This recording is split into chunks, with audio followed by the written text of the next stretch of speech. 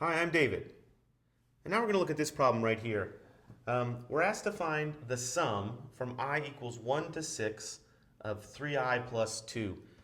So let's unpack this formulation real fast and decipher what everything means.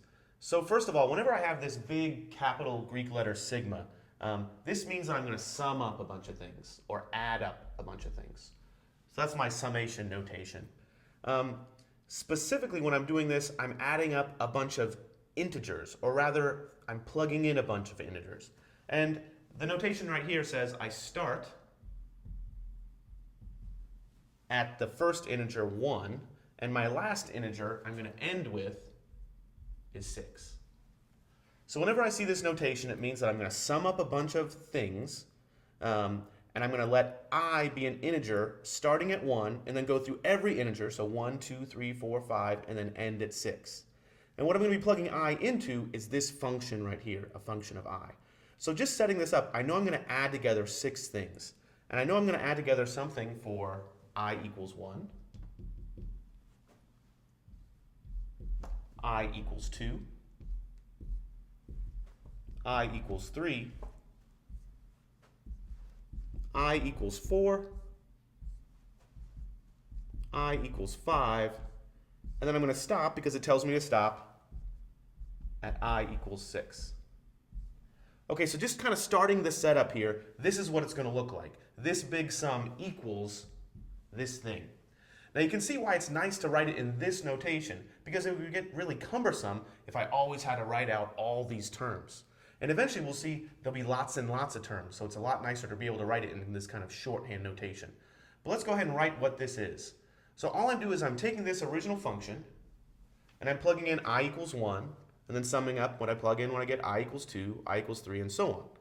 So the first one will be 3 times 1 plus 2, because I is equal to 1 right here. The next one will be 3 times 2 plus 2.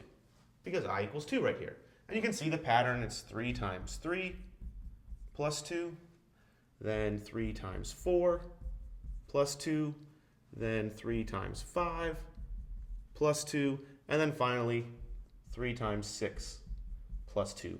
Wherever there was an I in my original expression, I'm plugging in I equals 1, 2, 3, 4, 5, and 6. Now I have a sum, which I can pretty easily calculate. So let's see what this ends up being.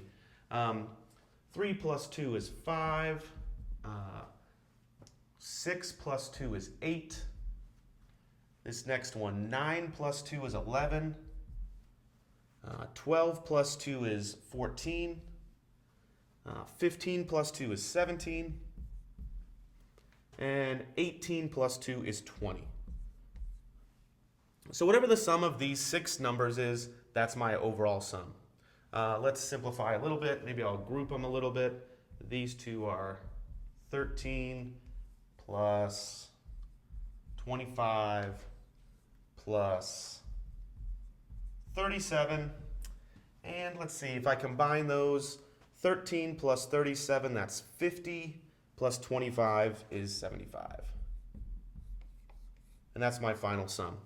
So this way of writing these sums, this summation notation, is just a shorthand way of writing a bunch of things added together, where I'm going to let I, or whatever this index right here is, go incrementally up through the integers, starting at some integer and then ending at some integer. In this case, it starts at I equals 1 and ends at I equals 6.